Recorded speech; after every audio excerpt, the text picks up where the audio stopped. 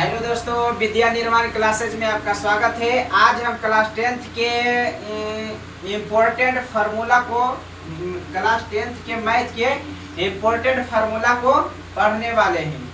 चलिए देखते हैं दोस्तों, क्लास 10th के इम्पोर्टेंट फार्मूला जो एग्जाम में हर बार पूछता है और उस पर सवाल भी आता है। तो देखते हैं, चलिए आइए दोस्तों, सबसे पहले देख लेते हैं क्लास 10th के इम्पोर्टेंट फार्मूला को। तो अध्याय 1 में क्लास 10th के मैथ के अध्याय 1 में है, चैप्टर का नाम अध्याय 1 है और वास्तविक संख्या यानी कि रियल नंबर है। तो वास्तविक संख्या जाता है तो जान लेते हैं कोई कि वास्तविक संख्या पहले क्या होता है, समझते हैं वास्तविक संख्या क्या होता है। जो यानी कि परिमेय तथा अपरिमेय जब संख्याओं को परिमेय रेशनल नंबर और इरेशनल नंबर को जब शामिल किया जाता है तो वास्तविक संख्या बन जाता है। यानी कि वास्तविक संख्या में देखा जाए तो वास्तविक संख्या में सब संख्या आ जाता है, जैसे पूर्ण संख्या, पूर्णांक संख्या, इंटीजर नंबर, जो भी संख्या खोजिए वास्तविक संख्या में आ जाता है। तो चलिए ध्यान से इधर देखते हैं, वो अध्याय 1 में वास्तविक संख्या है। तो इसमें सबसे ज्यादा क्वेश्चन पूछता है कि यूक्लिड विभाजन प्रमेय का। इस पर सवाल 2 नंबर का भी आता है और ऑब्जेक्टिव क्वेश्चन में भी पूछता है और सूत्र भी पूछ देता है, कभी कभी सूत्र भी पूछ देता है कि यूक्लिड विभाजन प्रमेय का कौन सा होता है। चलिए देखते हैं ध्यान रखे। तो पहला नंबर क्वेश्चन क्या कर रहा है कि क्वेश्चन नहीं है, फॉर्मूला, पहला नंबर फॉर्मूला है। तो यूक्लिड विभाजन प्रमेय का पहला नंबर है यूक्लिड विभाजन प्रमेय का। हम बता दिए कि एग्जाम में हर बार पूछता है, सब्जेक्टिव क्वेश्चन भी पूछता है और ऑब्जेक्टिव क्वेश्चन भी पूछता है इस पर। चलिए देखते हैं। तो यूक्लिड विभाजन प्रमेय का होता है क्या कि a बराबर बी क्यू प्लस आर होता है। आप ध्यान से इधर देखना, a बराबर बी क्यू प्लस आर होता है। यहाँ पर समझाते हैं a बराबर बी क्यू प्लस आर होता है। तो इस a वाला कैसे हुआ, a बराबर बी क्यू प्लस आर। चलिए देखते हैं। सबसे पहले मान लेते हैं कि a वाला भागा होता है, a वाला भागा। तो इसको मान लेते हैं कि a यहाँ पर a हो जाता है और e वाला b हो जाता है, ये q हो जाता है, ये r हो जाता है। तो यहाँ पर हो गया a b q r हो गया। जैसे कि आप जब बच्चा थे 4th या 5 क्लास में तो देखते होंगे भागा का जांच कैसे किया जाता है। तो भागा का जांच किया जाता है, वही है यूक्लिड विभाजन प्रमेय का है। भागा को किस प्रकार जांच किया जाता था, मान लीजिए कि 2 से हम भागा दिए 5 में, तो 2 से भागा दिए 5 में, तो इसमें 2 दूनी 4 हो जाएगा, तो यहाँ पर 4 उतार जाएगा, उसके बाद घट कर 1 हो जाएगा। तो चलिए हम भागा देते, चलिए ठीक है। अब क्या करते थे, चेक करने के लिए भागा सही है या गलत, उसका चेकअप करने के लिए क्या करते थे कि इसको और इसको दोनों के गुना करते थे, इसको दोनों के गुना करके और नीचे वाला को जोड़ते थे और बीचे वाला को लाते थे। तो यही तो यूक्लिड विभाजन प्रमेय का है। और क्या है यूक्लिड विभाजन प्रमेय का। तो सबसे पहले इसको क्या माना था, इसको माना था b, इसको माना था q और इसको माना था r से रिमाइंडर यानी कि सेशन हो गया और b ई वाला हो गया, a हो गया। तो ध्यान से दोनों कारगी वाला के गुना करके नीचे वाला के जोड़ के बीचे वाला लाना था। तो देखिए ये दो से गुना करेंगे तो 2 दूनी हो गया और प्लस 1 हो जाएगा और बराबर लाना है किसको, 5 के बराबर। तो 2 दूनी हो गया 4, 4 प्लस 1 बराबर हो गया 5। तो 2 दूनी 4, 4 1 5 हो गया, 5 बराबर 5। तो यही यूक्लिड विभाजन प्रमेय का है। आप ध्यान से देखना, a वाला 2 के b कह दिया है, i वाला हो गया q, तब b q, आई इसका मान r हो गया, प्लस r हो जाएगा, i हो गया a हो गया। तो a बराबर हो जाएगा b q प्लस r हो गया। मतलब कि यूक्लिड विभाजन प्रमेय को बोलना है जिस तरह से भाग को चेक किया जाता था वही यूक्लिड विभाजन प्रमेय का है। चलिए समझिए दोस्तों, चलिए आगे बढ़ते हैं। तो जहाँ a क्या है, तो a है भाज्य, है भाज्य।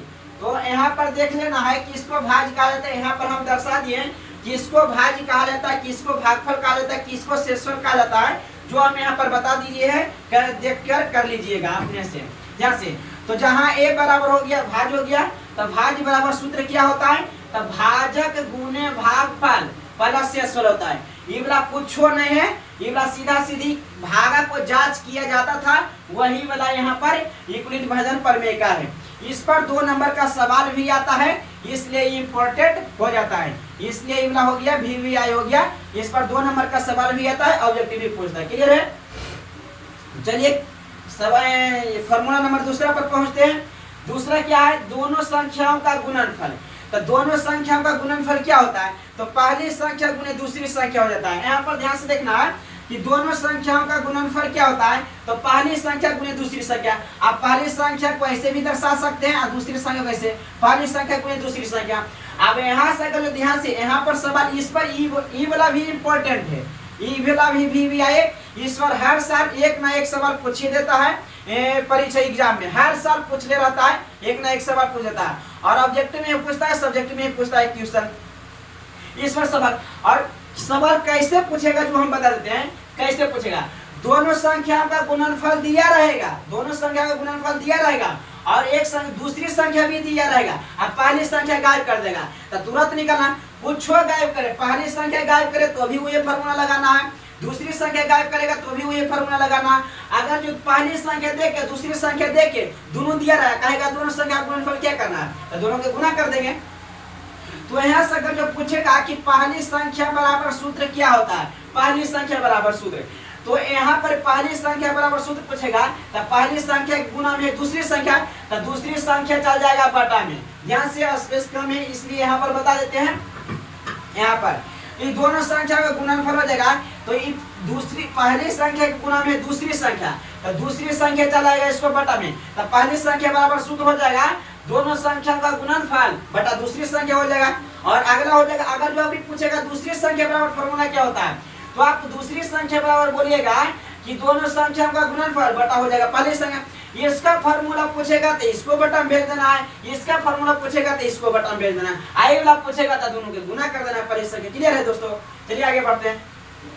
आगे हो जाएगा दोनों संख्या गुणनफल लसा गुने मसा, सेम टू सेम यही है, लसा गुने मसा। इस पर भी सवाल पूछता है, ऑब्जेक्टिव सब्जेक्टिव दोनों पूछता है, इसलिए फॉर्मूला ये भी इंपॉर्टेंट हो जाता है। ये सब कदम छोड़ना नहीं है, एकदम याद कर लेना है, रट जाना जैसे भी करके।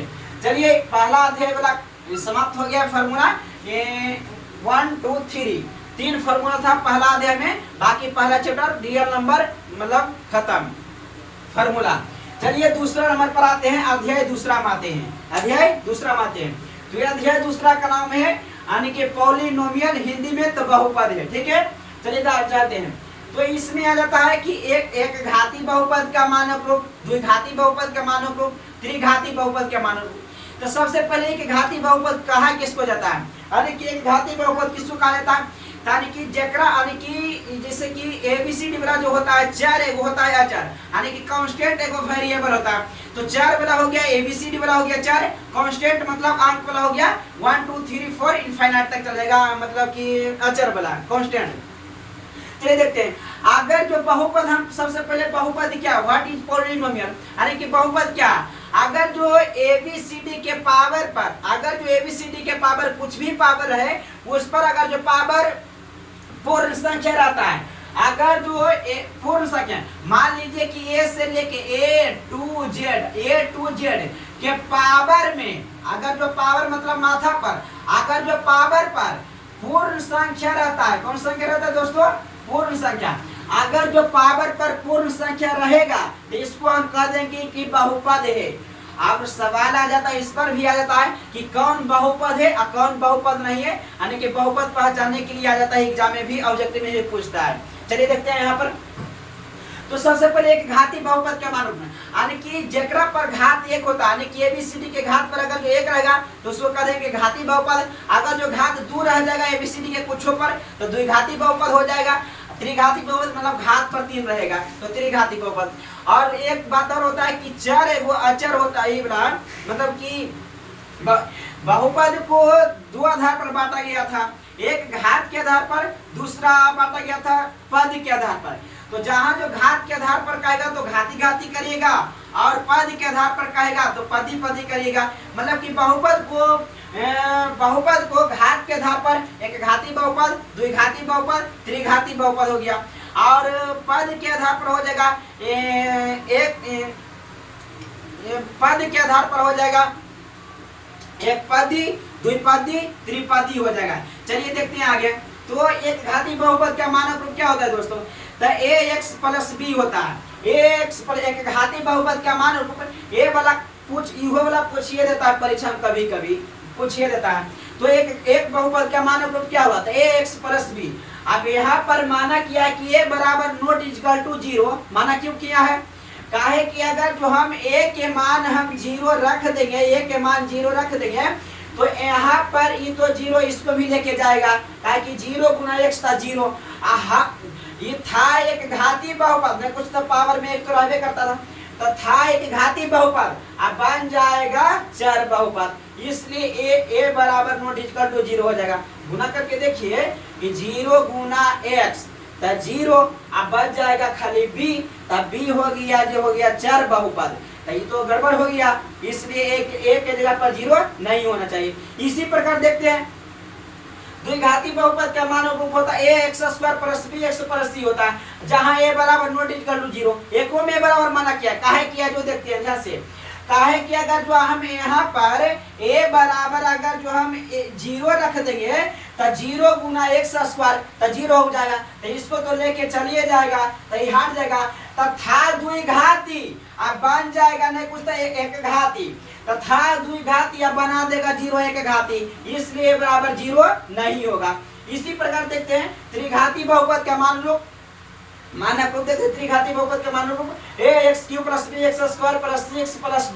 अब यहाँ पर भी a बराबर नॉट इक्वल टू 0 का है, क्यों कहा है, काहे कि अगर जो हम a के मान 0 यहाँ पर रख देंगे तो ये तो इसको लेके चलिए जाएगा, तो हम एकरो 0 कर देंगे, इसको 0 कर देगा, तो था त्रिघाती अब बन जाएगा द्विघाती बहुपद। ये कभी नहीं सोचना चाहिए कि त्रिघाती बहुपद रहेगा तो 4 पद रहेगा, ये जरूर है, घात हमेशा देखना है। अगले वीडियो में हम बताएंगे कि त्रिघाती द्विघाती और एक घाती पहचानने के लिए किस प्रकार उसको पहचाना जाता है। फिलहाल के लिए फॉर्मूला समझा रहे हैं तो समझिए। चलिए आगे बढ़ते हैं, तो यहाँ पर समझिए दोस्तों ये कारण हो सकता है, तो ये अगर जो a बराबर 0 होगा तो इसका मान होगा जो घट जाएगा, ठीक है दोस्तों। चलिए आगे बढ़ते हैं, तो तीसरा नंबर फॉर्मूला हो गया, चौथा नंबर ये तो वेरी इंपॉर्टेंट है, पूरा इंपॉर्टेंट, सबसे ज्यादा इंपॉर्टेंट यही है, द्विघाती बहुपद का मान रूप। इस पर 2 नंबर वाला भी सवाल पूछवे करता है, हर साल पूछता है, 2 नंबर वाला इस सवाल भी पूछता है और ऑब्जेक्टिव में भी इसको डाल देता है। तो द्विघात बहुपद ज्ञात करने का सूत्र, ये हो गया द्विघात बहुपद ज्ञात करने का सूत्र। यहाँ पर था द्विघाती बहुपद का मान रूप, ये दोनों एक के नहीं समझ लेना है, ये दोनों में डिफरेंस है। ये वाला सूत्र लगा के हम बहुपद लाएंगे, ये वाला हो गया द्विघाती बहुपद का मानक रूप। इसका उदाहरण आप जानना चाहेंगे तो जान सकते हैं, जहां a b 0 को छोड़ के बाकी a b के स्थान पर कुछ भी रख सकते हैं तो हो जाएगा इसका एक घाती बहुपद का उदाहरण। जैसे नहीं समझे यहाँ पर बता देते हैं, मान लीजिए कि मान लीजिए है 2, तब 2 x हो जाएगा, अब b के मान कितना मान लेते हैं, चलिए 5 मान लो, तब 5 हो गया, तो द्विघाती बहुपद एक घाती बहुपद का मान रूप हो गया। अब यहाँ पर इसी प्रकार है, खाली 0 को छोड़ के बाकी कुछ भी लो संख्या, कहेगा कि माइनस में, तो माइनस भी ले सकता है। मान लीजिए कि -1 के जगह पर -5 था, -5x² प्लस b के स्थान मान लो कि ले लो 10, तो 10x हो जाएगा, 80 के स्थान मान लो 90 ले लो, 80 के स्थान 90, तो हो गया ये बहुपद द्विघाती बहुपद का उदाहरण ही हो गया। इसी प्रकार त्रिघाती वाला कर लेना है। चलिए आगे बढ़ते हैं, तो यहाँ तक समझ आइए। और यहाँ पर द्विघाती बहुपद का मान, द्विघाती बहुपद ज्ञात करने का सूत्र क्या होता है, तो x² minus alpha plus beta into x plus alpha into beta. फिर से बोल देते हैं, x² द्विघाती बहुपद का ज्ञात करने का सूत्र क्या होता है, तो x² minus alpha plus beta x और प्लस अल्फा इंटू बीटा होता है। इस पर सवाल आता है, इसको ध्यान रखिएगा। चलिए ये वाला हो गया।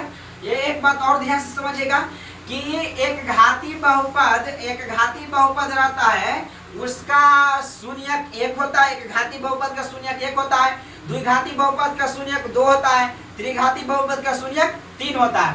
द्विघाती बहुपद का शून्यक 2 कौन-कौन होता है, अल्फा प्लस अल्फा बीटा हो जाता है। त्रिघाती बहुपद का शून्यक अल्फा बीटा गामा हो जाता है। एक घाती बहुपद का शून्यक केवल अल्फा होता है, मतलब जय घात रहेगा जय वो शून्यक होगा। ध्यान से इधर देखिए। इसी प्रकार त्रिघाती बहुपद ज्ञात करने का सूत्र, इस पर भी सवाल आइए जाता है 2 नंबर वाला, तो ध्यान में रखना एकदम। इस पर में एकदम नंबर आ जाएगा, हमारा एकदम हल्का चैप्टर इस पर है, इस पर में नंबर नहीं आएगा तो समझ लेना कि नहीं आएगा तुम सबको। ध्यान से इधर देखना है। तो त्रिघाती बहुपद का मानक रूप नहीं, त्रिघाती बहुपद ज्ञात करने का सूत्र तो हो जाएगा x Q minus alpha plus beta plus gamma x square plus alpha into beta beta into gamma plus gamma into alpha x plus alpha beta gamma हो जाएगा। टेबल हो गया, फॉर्मूला हो गया, आप याद कर लीजिएगा, आप स्क्रीनशॉट भी कर सकते हैं, ठीक है। उसके बाद हो जाएगा अल्फा बराबर सूत्र हो जाएगा minus b plus root under d बटा 2a हो जाएगा, अल्फा बराबर सूत्र हो जाएगा। यहाँ पर ध्यान से रखिएगा कि ये दोनों में डिफरेंस होता है, ये दोनों में डिफरेंस होता है। ये कहने दम दोनों पूछेगा तो यही एकदम धर के बोल देना है, यानी कि बीटा बराबर एक सूत्र पूछेगा, बीटा बराबर तो हो जाएगा minus b minus root under d बटा 2 हो जाएगा। तो ये दोनों में डिफरेंस कहाँ होता है, तो डिफरेंस हो जाता है यहाँ पर माइनस, यहाँ पर माइनस हो जाता है, यहाँ पर प्लस लेकिन यहाँ पर माइनस, तो यही दोनों का डिफरेंस हो जाता है, बाकी सेम टू सेम है। चलिए आगे बढ़ते हैं। अब आप पूछेगा कि डी क्या है, तो डी क्या है तो नीचे बता दिए कि डी बराबर सूत्र क्या होता है, डी बराबर, तो डी बराबर होता है बी स्क्वायर माइनस 4ac होता है डी बराबर। जहाँ डी क्या है तो विवेचक या विविक्तर होता है डी बराबर, तो डी बराबर सूत्र पूछेगा तो बी स्क्वायर माइनस 4ac।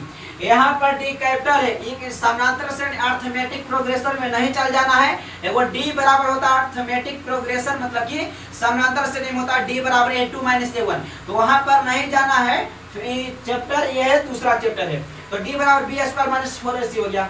ए वाला भी इंपॉर्टेंट होता है, ई वाला तो ये ऑब्जेक्टिव क्वेश्चन में रहबे करेगा, सब्जेक्टिव में दे दे एकदम सब एक क्वेश्चन पूछिए देता है, क्योंकि जब से क्लास 10th में 100 गो क्वेश्चन को 100 ऑब्जेक्टिव को पूछने लगा है, तब से क्वेश्चन हर चैप्टर से लगभग रह जाता है। जब ये यानी कि क्लास 10th में 100 नंबर का एग्जाम होता है मैथ वाला, तो मैथ वाला 100 नंबर का एग्जाम जिसमें से 100 ऑब्जेक्टिव रहता है और 30 गो सब्जेक्टिव रहता है, उसमें से छाट के 15 गो 30 में से 15 गो बनाना है, ठीक है। चलिए आगे बढ़ते हैं। तो इसी प्रकार हो जाएगा ई वाला भी इंपॉर्टेंट है, सूत्र है ये ज्यादा इंपॉर्टेंट है कि शून्यकों का योगफल, शून्यकों का योगफल हम क्या बताएं कि शून्यक द्विघात बहुपद का शून्यक होता है, एगो अल्फा एगो बीटा होता है, त्रिघात बहुपद का शून्यक अल्फा बीटा गामा होता है। तो कह रहा है कोई चीज शून्यकों का योगफल, शून्यकों का योगफल मतलब क्या होता है अल्फा प्लस बीटा, शून्यकों का योगफल क्या होता है अल्फा प्लस बीटा, शून्यकों का गुणनफल क्या होता है अल्फा इंटू बीटा। चलिए देखते हैं, तो शून्यकों का योगफल मतलब अल्फा प्लस बीटा, तो अल्फा प्लस बीटा बराबर सूत्र हो जाता है माइनस बी बटा ए वाला माइनस बी बटा कैसे आया तो बताने चलेंगे तो वीडियो लंबा हो जाएगा, इसलिए हम पहले ऐसा ही बता देते हैं, बाकी जानना चाहेंगे तो कमेंट करिएगा। उसके बाद आगे बढ़ते हैं कि शून्यकों का गुणनफल बराबर क्या होता है सूत्र, अभी बताएं कि शून्यकों का गुणनफल मतलब अल्फा इंटू बीटा, तो इसका सूत्र हो जाता है सी बटा ए। चलिए आगे बढ़ते हैं, ए वाला भी आ जाएगा कि 1 बटा अल्फा प्लस 1 बटा बीटा, 1 बटा अल्फा प्लस 1 बटा बीटा बराबर है माइनस बी बटा सी। ए वाला डायरेक्ट ई वाला सूत्र दे देगा निकालने के लिए, ये मतलब कि इस पर सवाल पूछेगा ऑब्जेक्टिव में कि अल्फा का मान इतना है बीटा का मान इतना है, तो निकालिए 1 बटा अल्फा प्लस 1 बटा बीटा, ये वाला डायरेक्ट दे देगा। 1 बटा अल्फा प्लस 1 बटा बीटा बराबर सूत्र होता है माइनस बी बटा सी हो जाता है, ध्यान से रखिएगा। उसके बाद हो जाता है alpha plus beta plus gamma बराबर सूत्र हो जाता है माइनस बी बटा ए। आप एक बात गौर कीजिए, यहाँ पर हो जाएगा क्या, ध्यान से देखिएगा कि alpha plus beta plus gamma बराबर माइनस बी बटा ए है। अब यहाँ पर देखिए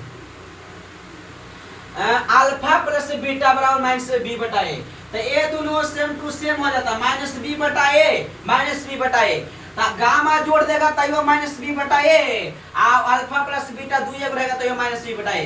तो ये दोनों ध्यान में रखिएगा कि दोनों में से कौन पूछेगा तो वही चीज बोलना है।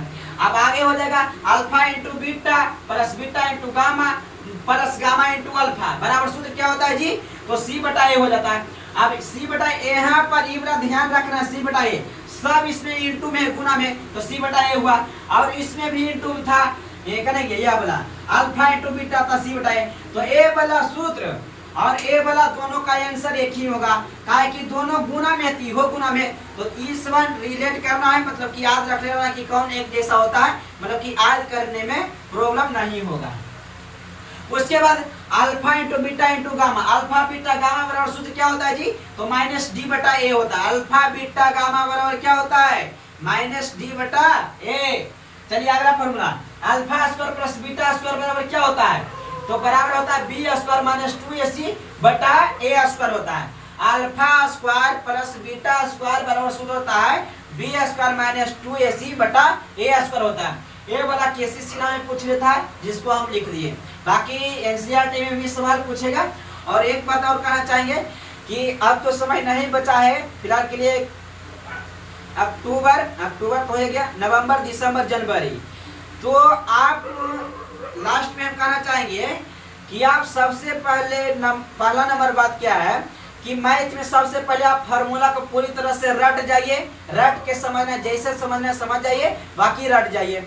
दूसरा नंबर बात क्या है कि 2 महीना मैथ का रिवीजन होना चाहिए। मैथ का रिवीजन सबसे पहले क्या होना चाहिए, क्वेश्चन बैंक, सबसे पहले क्वेश्चन बैंक है तो उसको क्वेश्चन बैंक से 2018 से पैटर्न चेंज किया गया है, तो 2018 से लेके 2023-24 तक 2024 तक क्वेश्चन को हल करना है प्रीवियस ईयर, मतलब कि पिछला पूछा हुआ सवाल को हल करना है। उससे आपको क्या होगा, उससे आपको एक आइडिया लग जाएगा कि सवाल किस तरह से आता है, किस तरह से पूछा जाता है सवाल और कैसन आता है, जो आइडिया लग जाए। उसके बाद तीसरा बात हो जाएगा कि प्रेस्टिक सेट आपको करना है, कोनो मॉडल पेपर 5 को मॉडल पेपर वाला हल करना है, 3-4 प्रकाशन के हल करेगा मॉडल पेपर, तो आसानी से इजीली सॉल्व हो जाएगा। जितना आप 2 महीना तक प्रेस्टिक बढ़िया से करना है, यानी कि दिसंबर जनवरी प्रेस्टिक करना है। आप सोच रहे हैं कि फरवरी, तो फरवरी महीना ऐसे ही चल जाता है,